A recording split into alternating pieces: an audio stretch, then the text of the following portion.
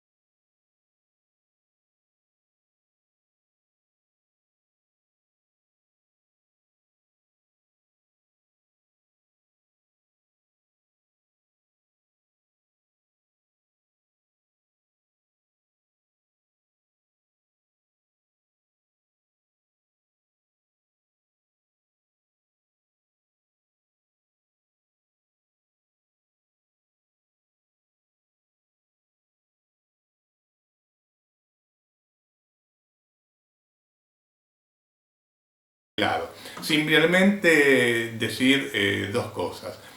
En todos ellos hay algo así como la búsqueda de un principio. La palabra principio es arjé, ya la vimos cuando hablamos de una de las musas, que sirva para dar explicación a toda la realidad, ¿no? Algo así que sea común a la multiplicidad de objetos de la realidad y que permita por lo tanto entenderla. Va a haber distintas explicaciones, o el número en Pitágoras, o el agua en Tales, o el aire en Anaxímenes, lo indeterminado, el átomo. Va a haber distintas explicaciones, pero podríamos decir en todos ellos está la preocupación por encontrar ese principio, fundamento o razón. Se los llama en muchos casos también los naturalistas o los filósofos físicos, ¿no? En tanto interesados por la naturaleza. Un elemento interesante que nos permite acercarnos a comprender esa búsqueda común de los distintos filósofos presocráticos es el advenimiento de una economía monetaria. Es decir, entra a circular la moneda. Frente a una economía en donde lo que se hacía era el trueque, yo te doy esto y vos me das esto otro, el dinero empieza a circular. Y es interesante ver la analogía que hay entre el dinero y la razón o logos, ese principio que permite entender las diferencias en la realidad que nosotros percibimos. ¿Qué quiero decir? Escuchemos esta definición que en principio puede parecer muy abstracta y muy compleja. Entendemos por razón o logos un principio de inteligibilidad abstracto que permite homogeneizar toda la multiplicidad de lo real bajo una medida universal. Principio de inteligibilidad abstracto. Principio de inteligibilidad abstracto, ¿qué quiere decir? Un principio que permite entender. Inteligibilidad es eso, nos permite entender en forma abstracta ¿qué cosa? Toda la multiplicidad de lo real, todas las diferencias que existen en el mundo, ¿de qué modo? Bajo una medida universal. Es decir, hay un elemento universal que es lo que permite unificar esa multiplicidad de lo real y, por lo tanto, comprender. ¿Por qué se habla del dinero? Justamente porque el dinero tiene una lógica equivalente. Piensen, y probablemente me equivoque en los números, pero uno puede decir, ¿en qué se parece, no sé, un litro de leche, el diario del domingo y un paquete de cigarrillos de 10 cigarrillos? Permítanme cierta flexibilidad en el ejemplo. En principio uno diría, no tienen nada en común la leche con el diario y con los cigarrillos. Pero quizá podríamos ver que todos cuestan más o menos lo mismo, ¿no? Todos cuestan más o menos lo mismo. Entonces, es el dinero el que está permitiéndonos unificar una multiplicidad totalmente diferente.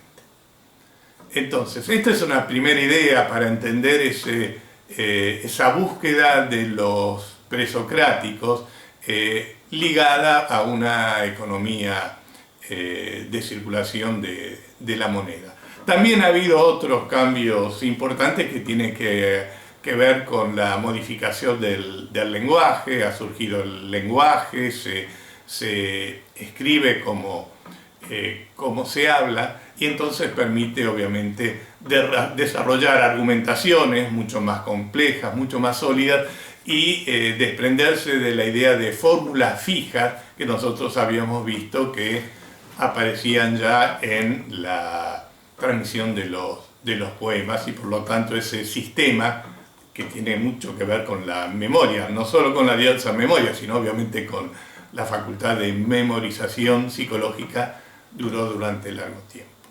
Bueno, esto entonces con respecto a esta relación con lo que veníamos hablando. Ahora quiero centrarme estrictamente en el tema de la sofística.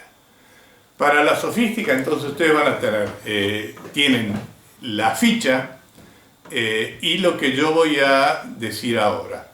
Lo que yo digo y lo de la ficha en muchos momentos se repiten y en otros momentos se complementan, es decir, yo puedo decir cosas que no están en la ficha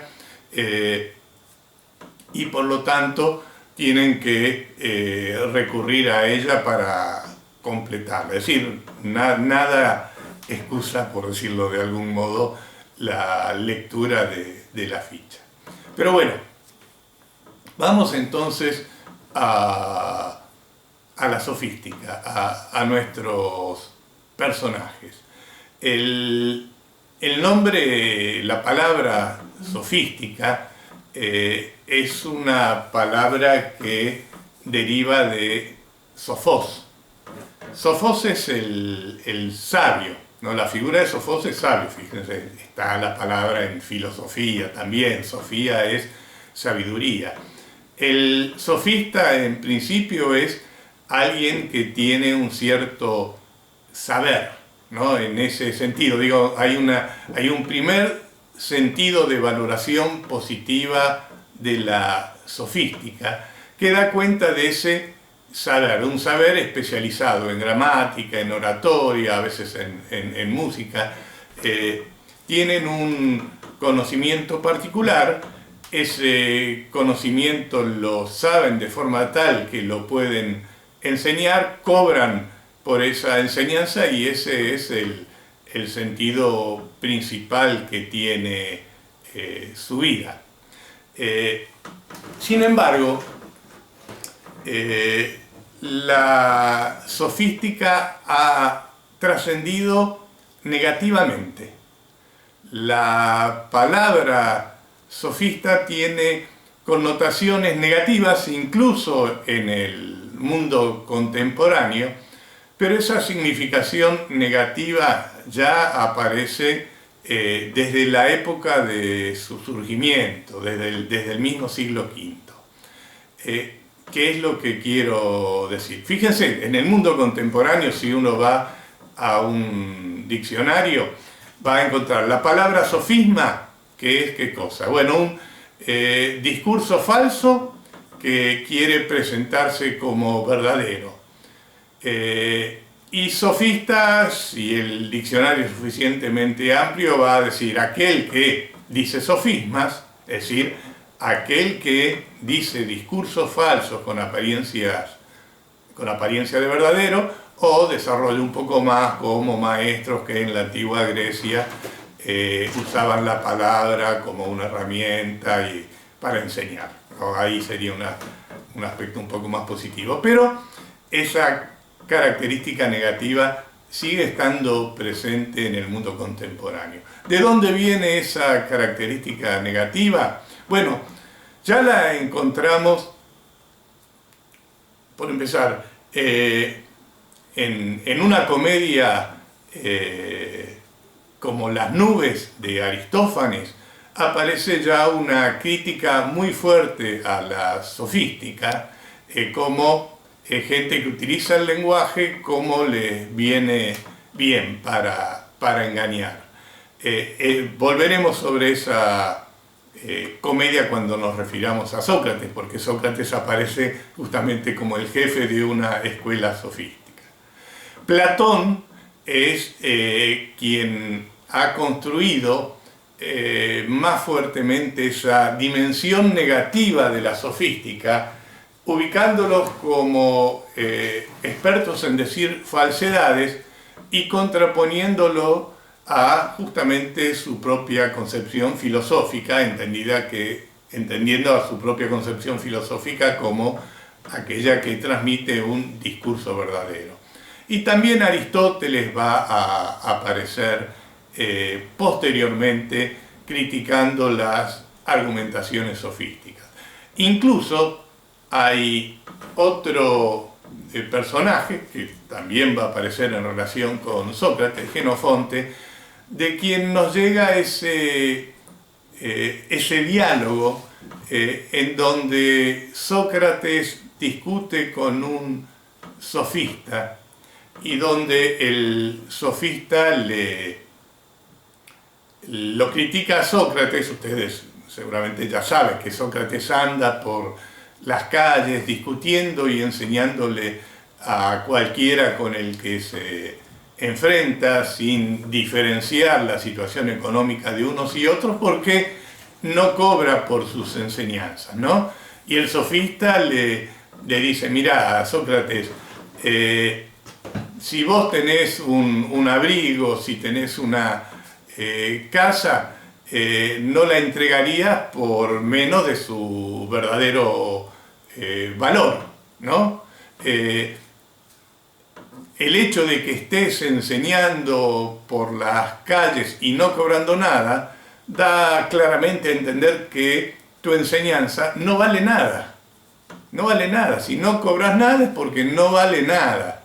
Se te podrá decir que sos justo porque no lo haces por avidez, pero es ese el verdadero valor de tu enseñanza. A lo cual Sócrates, según esta, digamos, redacción que hace Jenofonte, le contesta: mira, las prostitutas o los prostitutos cobran por aquello que tienen más valioso, que es su belleza. La sabiduría es algo realmente muy, muy bello, y a ustedes que cobran por aquello que es realmente valioso, bien puede llamárselos prostitutos, ¿no? O sofistas, ¿no? Los sofistas como prostitutos del saber. Esta crítica centrada en el hecho de que los sofistas cobran por su saber era bastante común en la época. Cobraban, y algunos cobraban según sea su jerarquía. Obviamente es anacrónica para nuestra época, digamos.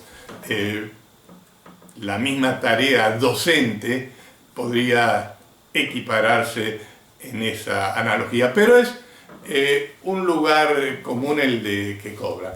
Pero el otro elemento todavía más fuerte y que Platón critica más con mayor profundidad es el hecho de que enseñan falsedades, persuaden sin conocer la verdad, y esa crítica ha tenido una larga trascendencia. La sofística ha sido valorada en la época contemporánea y también con anterioridad.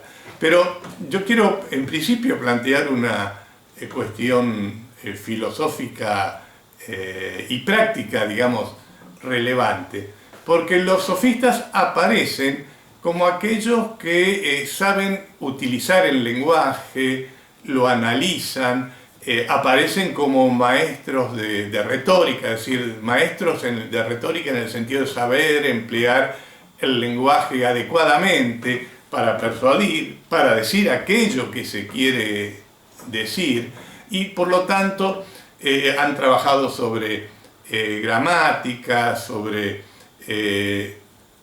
lingüística, es decir, las distintas dimensiones del lenguaje han tenido en los sofistas un claro antecedente.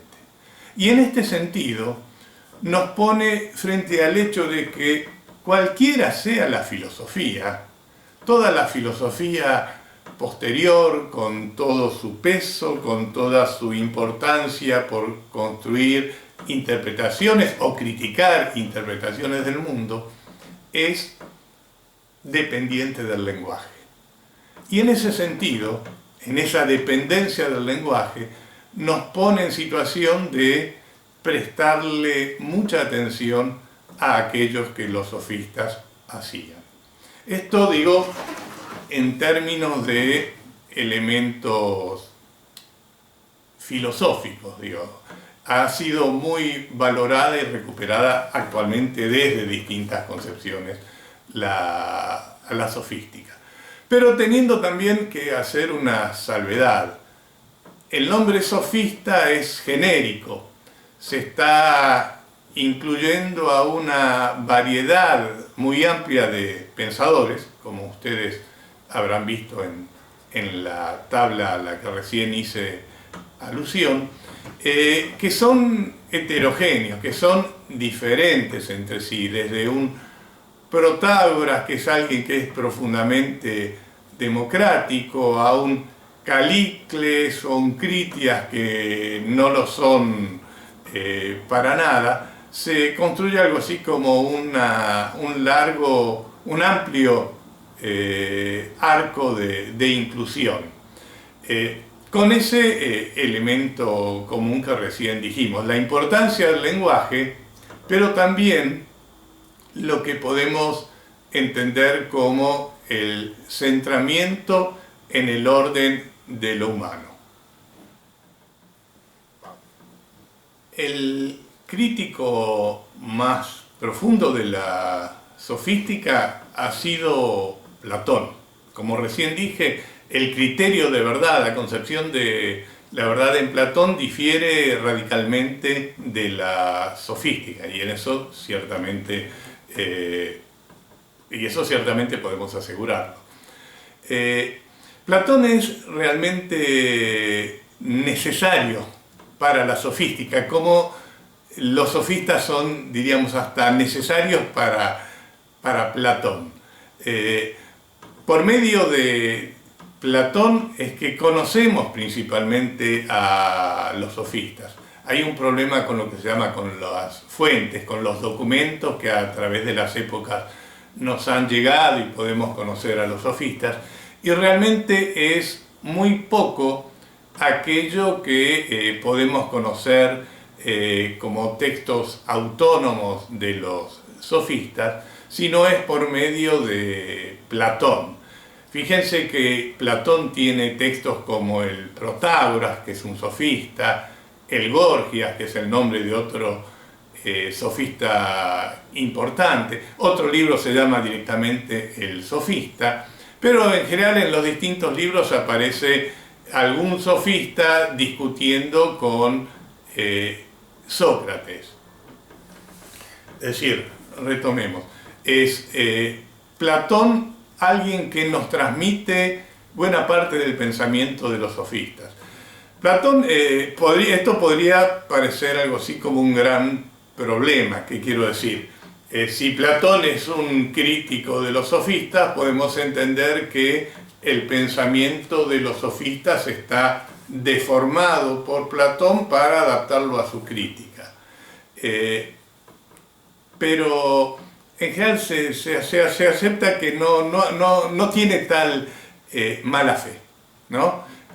Sino que son confiables los textos de Platón en su crítica, pero al mismo tiempo en su exposición de la concepción de los sofistas a los que está citando, aunque en algunos casos puede ser que esté inventando un sofista que no exista, pero podemos decir entonces que es, por un lado, fundamental para el conocimiento de los sofistas, a pesar de su oposición. Y al mismo tiempo podemos decir que los está jerarquizando, los está valorizando, al tomarlos, digamos, como sus enemigos, entre comillas, y aquellos a los que elige, está dando cuenta de la importancia que estos tienen, ¿no? Lo mismo, y con la orientación contraria, va a aparecer con Sócrates, porque la mayor parte de los textos de Sócrates lo vamos a conocer por medio de Platón, y podremos también preguntarnos en qué grado es objetivo en esas citas. Pero bueno, en un ratito vamos a ver algunas ideas filosóficas particulares. Ahora quiero plantear, digamos, algo así como la importancia social o contemporánea de los sofistas. ¿Qué es lo que quiero decir?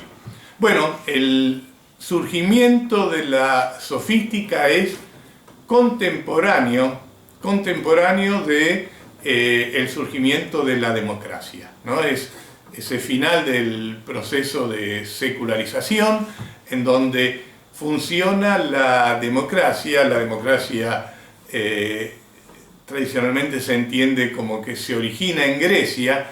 El ejemplo más completo es la ciudad de Atenas. Ya hablamos de las asambleas, cómo funcionan, cómo se organizan. Sabemos que la mayor parte de los ciudadanos pueden participar de esta, en lo que sería una democracia directa.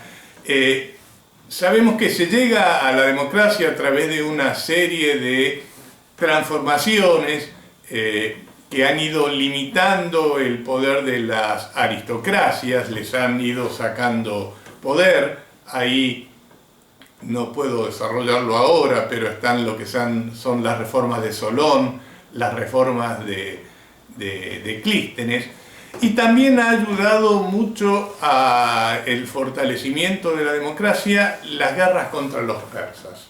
¿Qué es lo que quiero decir?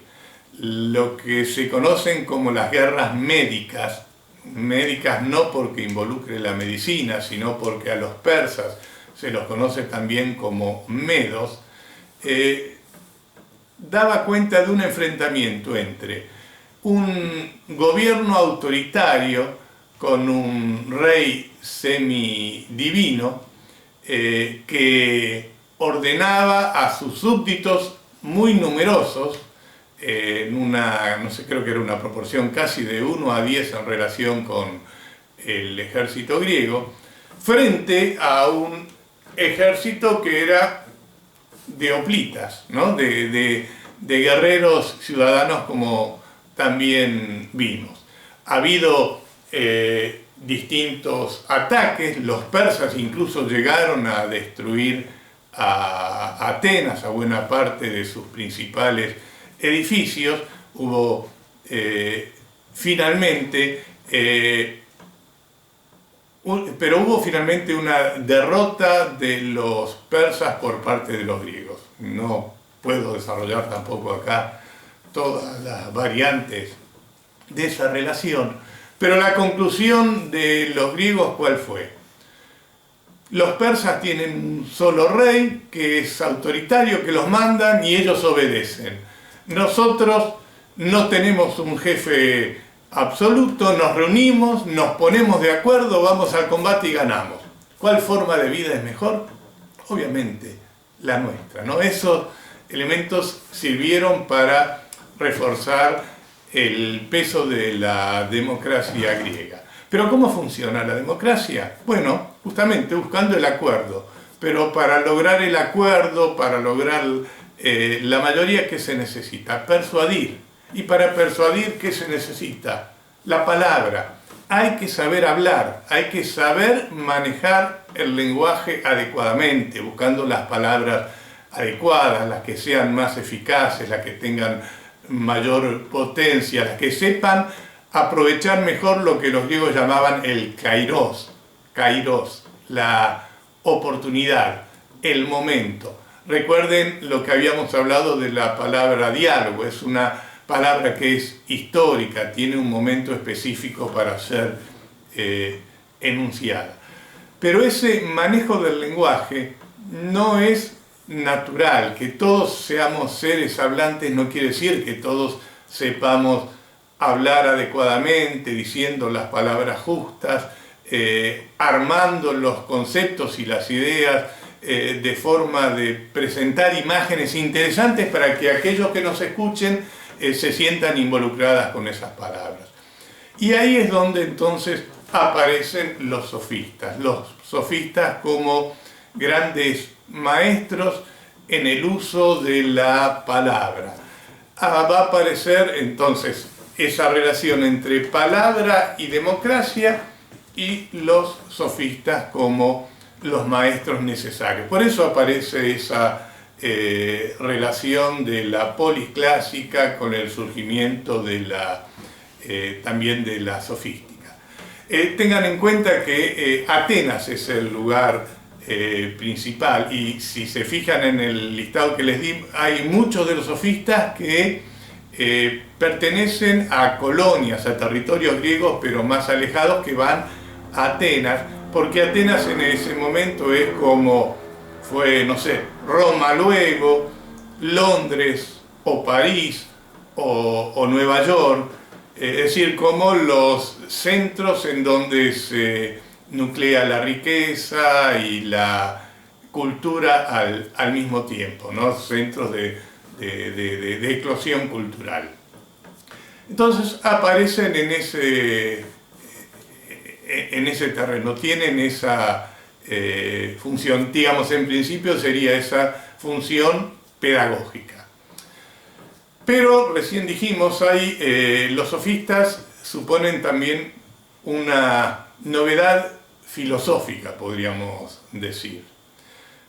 Si consideramos que en la tradición anterior, donde los dioses tenían un enorme peso y los dioses establecían o daban cuenta también de la misma naturaleza, ahí estoy presentándoles un dibujo muy sencillo de esa relación, los sofistas, se establecía una relación entonces entre la naturaleza, los dioses y los hombres, en una relación de continuidad, ¿no?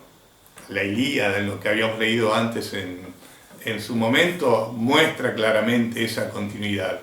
Mientras que con los sofistas, es decir, en este periodo de centramiento en la democracia, en el acuerdo, suponen una ruptura con esa unión, poniendo como ajeno, distante y en muchos casos como incognoscible el orden de la naturaleza o de los dioses, para centrarse en el orden humano.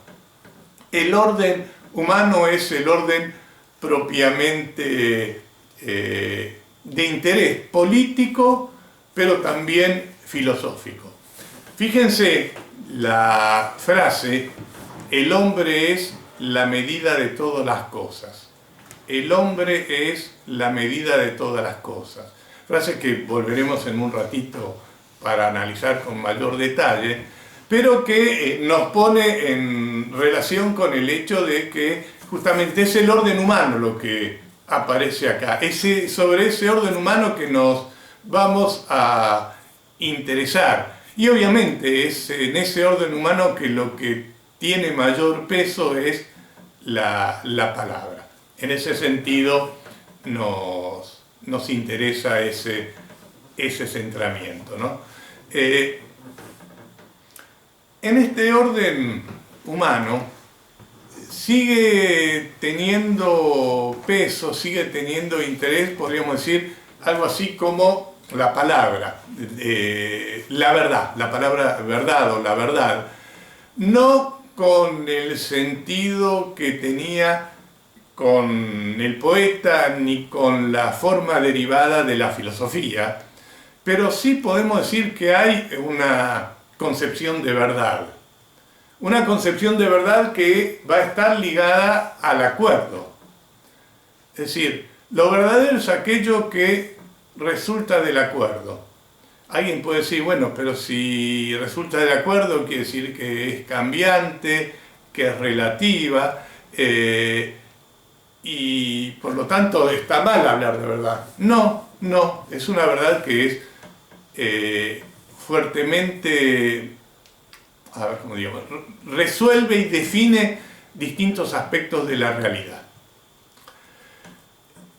El proceso, digamos, podemos plantear la concepción de la verdad en ese periodo y en esa forma política en dos aspectos. Uno dentro de lo que podemos llamar la oratoria, que es aquel que se relaciona más directamente con este sentido, y el otro con lo que se llama la erística. Oratoria y erística son las dos formas que adquiere lo verdadero en el periodo clásico, en el periodo democrático, es decir, vinculados a la vida ciudadana. ¿La oratoria cómo funciona? La oratoria funciona, digamos, como la discusión entre un orador, que podemos llamar A, que sostiene una tesis que quiere que sea aprobada, y un orador B, oposición o como quieran llamarlo, que sostiene una tesis contraria al orador A. Y hay un tercer elemento fundamental, que es ¿quién? El juez. El juez que va a decidir entre A y B cuál es lo verdadero. ¿Ese juez quién es? Bueno, el público, los ciudadanos, los participantes de la asamblea, que van a elegir una u otra de las opciones. Fíjense que esto, que uno puede trasladarlo a un contexto contemporáneo, con las decisiones gubernamentales, en particular uno puede ver con las asambleas legislativas, en donde lo que se decide constituye la realidad. Digamos, ¿constituye la realidad en qué sentido? Constituye efectivamente el modo de funcionamiento de esa sociedad. Las leyes hacen que nosotros seamos y nos comportamos de determinada forma. Las leyes son las que crean las instituciones, crean los mismos edificios, crean en buena medida nuestra propia identidad, las responsabilidades que nosotros tenemos, sobre las vidas de los otros. Pueden multiplicarse esos sentidos que son constructores de nuestra realidad cotidiana. Y en ese sentido las leyes son muy poderosas y podemos decir son resultado de las convenciones. ¿Pueden cambiarse? Sí, pueden cambiarse, pero no hace menos efectiva esa presencia, el hecho de que durante cierto periodo puedan perdurar. En ese sentido es muy fuerte. El modelo de la oratoria está pensado no más simplificadamente, digamos, habla A, habla B y luego el juez decide, ¿no? Sin un intercambio demasiado extenso. De hecho, siempre pregunto a los alumnos, ¿qué les parece? ¿Qué es mejor, hablar en primer lugar o hablar en segundo lugar? Y en general se tiende a decir que es mejor hablar en segundo lugar porque se tiene el impacto más directo sobre el público. Pero en realidad lo que yo digo, eso es relativo, depende, ¿no? Porque si se sabe aquello que se va a tratar en la asamblea, aquello que se va a decir, el que habla en primer lugar puede venir con un discurso muy armado, muy preparado, que incluya las posibles posiciones que conoce del que va a hablar en segundo lugar. De forma tal que el que hable en segundo lugar, por mucho que tenga la posibilidad de ese segundo último efecto sobre el público, sobre los auditores, puede haber quedado desubicado en su improvisación o en su presentación, porque sus argumentos ya fueron rebatidos por el orador A. Entonces, no es que podemos decir fácilmente es mejor siempre hablar en segundo lugar. No, depende cuán organizado esté el discurso de uno y el de otro.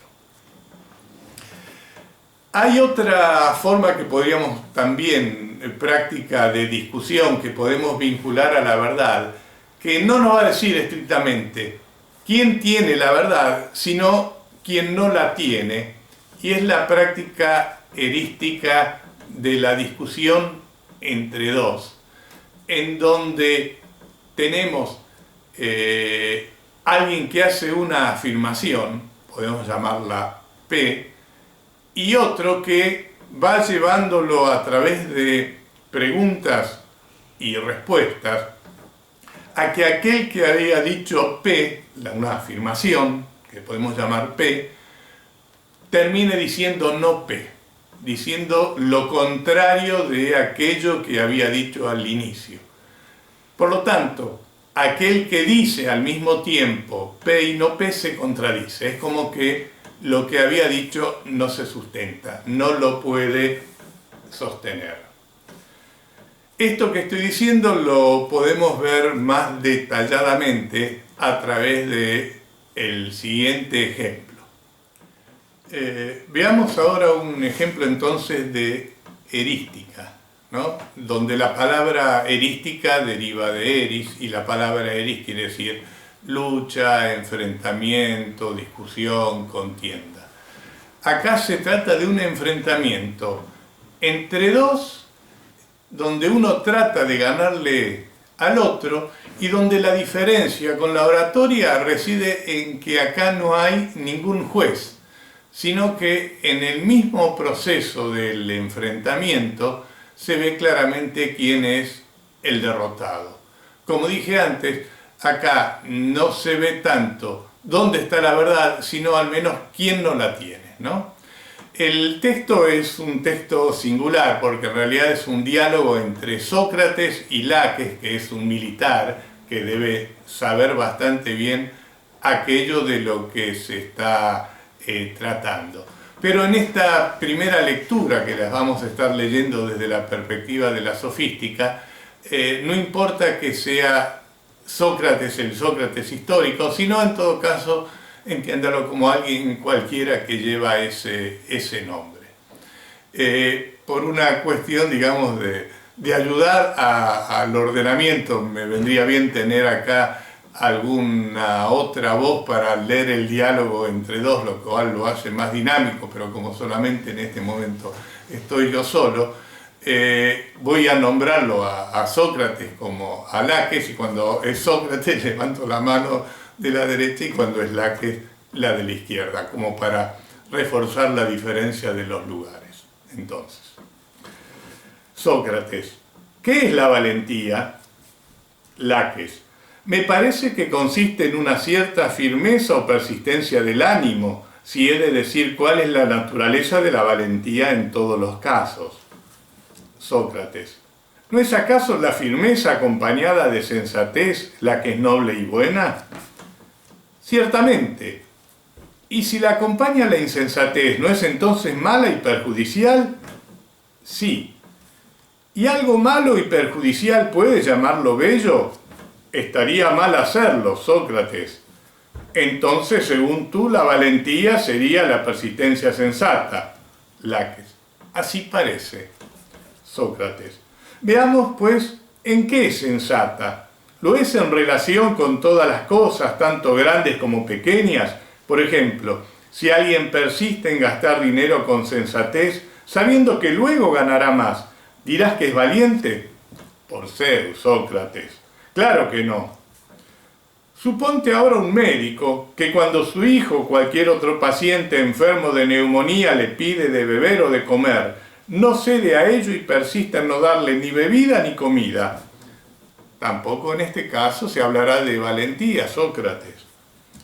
En la guerra, un hombre resiste con firmeza y está dispuesto a combatir por un cálculo inteligente, sabiendo que otros vendrán en su ayuda, que el adversario es menos numeroso y más débil que su propio bando y que tiene además la ventaja de una mejor posición. Este hombre, cuya persistencia se apoya en tanta prudencia y preparativos, ¿te parece más valiente que quien en las filas opuestas sostiene enérgicamente su ataque y persiste en él? Es este otro el que me parece más valiente, Sócrates. Pero la persistencia o firmeza de este último es menos sensata que la del primero. Es verdad. ¿No habíamos dicho que la audacia y la persistencia insensatas eran innobles y perjudiciales? Efectivamente. Pues bien, ahora resulta que por el contrario llamamos valentía a algo feo, a la persistencia insensata. Es verdad. ¿Te parece, pues, que hemos dicho bien? por Zeus, Sócrates, ciertamente no. No sé si siguieron bien el texto, reitero, el texto lo van a encontrar igual, además de ponerlo yo ahora, lo van a encontrar en el blog, en donde dice textos, es el diálogo Laques-Sócrates, pero lo estoy tomando entonces como un ejemplo de erística. ¿Y qué es lo característico? Es decir, alguien hace una afirmación, el otro se la empieza a discutir, pueden cambiarse los roles, pero la discusión avanza en la medida en que se llega a algo así como un acuerdo, ¿no?